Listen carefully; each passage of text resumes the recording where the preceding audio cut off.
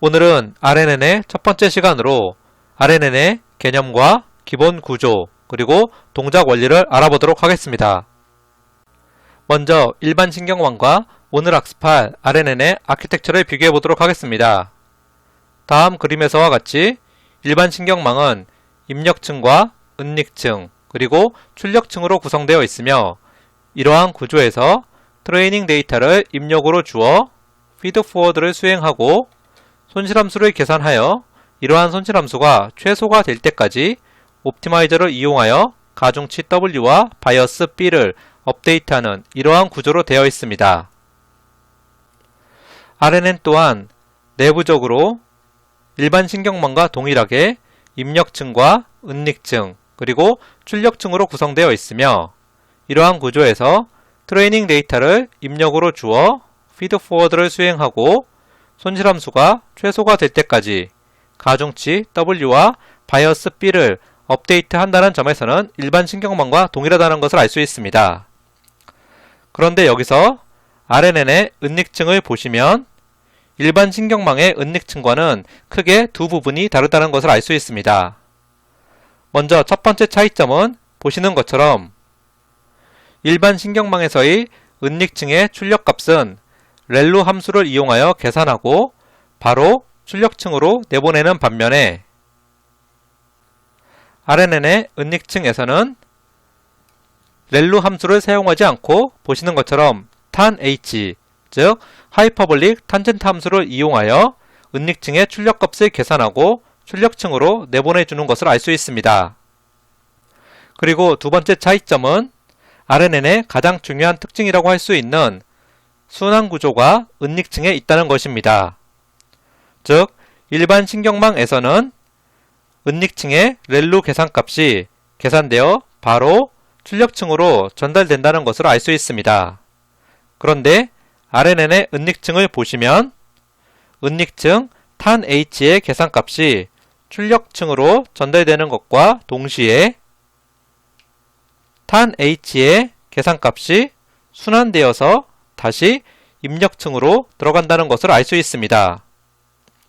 이처럼 일반 신경망과 RNN 구조는 크게 두 가지 부분에서 차이가 나는데 정리해보면 첫 번째 차이점은 RNN의 은닉층의 출력값을 만들어주는 활성화 함수가 렐루가 아닌 tan-h, 즉 하이퍼볼릭 탄젠트를 사용한다는 것이며 두 번째는 RNN은 은닉층의 출력값을 출력층으로 전달해 주는 것과 동시에 은닉층 출력값이 다시 순환되어서 은닉층의 입력값으로 들어간다는 것이 가장 큰 차이점이라고 할 수 있습니다.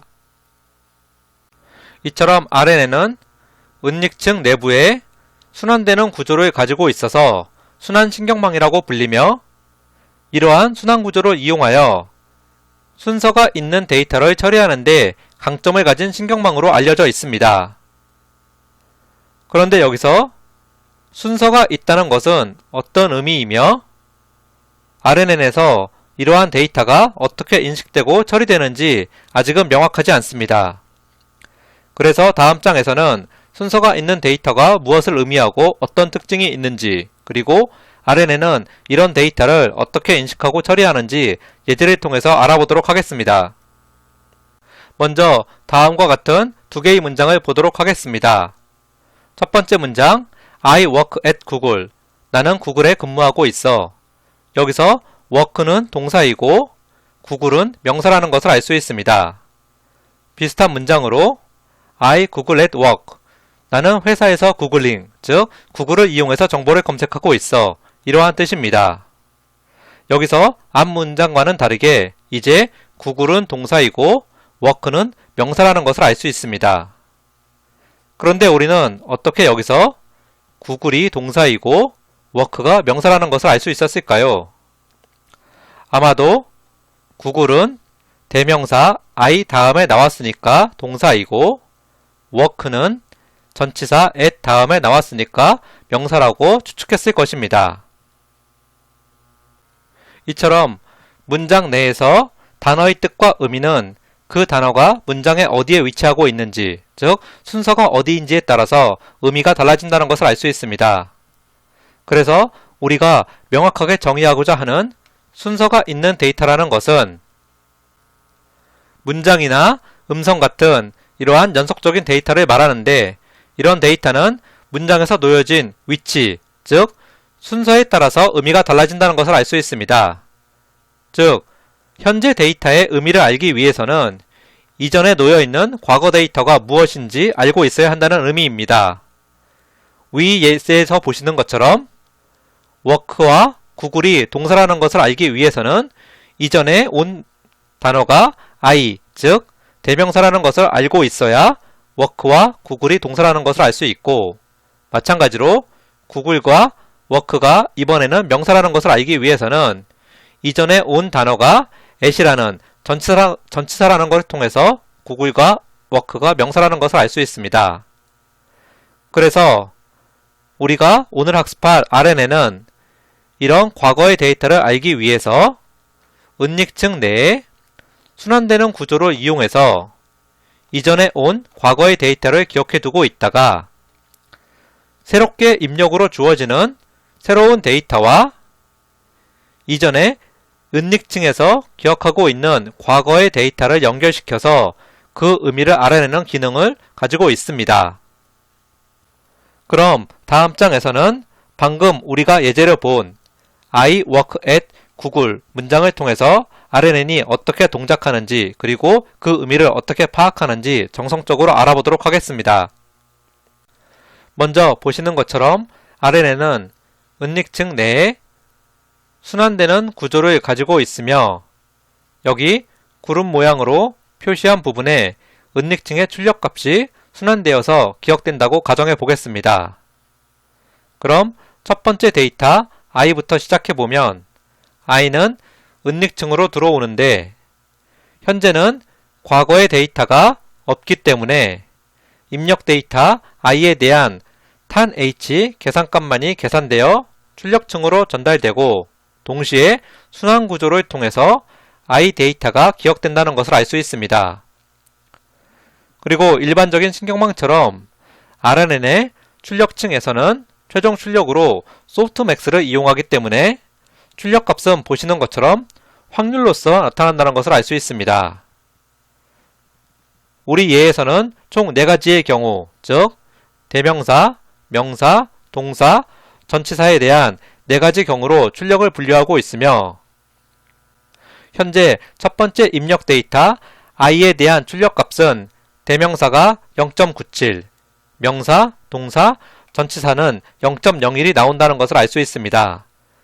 그래서 지금 입력한 입력 데이터 i는 대명사일 확률이 0.97, 즉 97%로 가장 크기 때문에 대명사라고 판단한다는 것을 알 수 있습니다. 그럼 이제 두 번째 데이터 work를 보도록 하겠습니다. work 데이터 또한 i와 마찬가지로 은닉층으로 들어오는데, 이번에는 보시는 것처럼 이전의 데이터, 즉 RNN이 기억하고 있는 데이터 i가 있는 것을 알 수 있습니다. 그래서 현재 데이터 work와 이전에 기억하고 있는 데이터 i를 연결시켜서 은닉층의 계산값을 만들어낸 후에 이러한 은닉층의 계산값을 출력층으로 내보내는과 동시에 다시 순환 구조를 이용하여 i의 영향을 받은 work가 기억된다는 것을 알 수 있습니다. 이제 출력층에서는 i의 영향을 받은 입력 데이터 work가 동사인지 아니면 명사인지 판단해야 되는데, 과거에 기억하고 있던 데이터, 즉 i는 대명사였기 때문에 대명사 다음에는 명사보다는 동사가 올 확률이 높다고 판단하여 work를 동사, 즉 75%의 확률로 동사로 판단한다는 것을 알 수 있습니다. 이제 세 번째 입력 데이터 at도 이전과 마찬가지로 이전 데이터로 기억되고 있는 work와 연결되어서 최종 출력층에서는 전치사로 판단되고 있다는 것을 알 수 있습니다.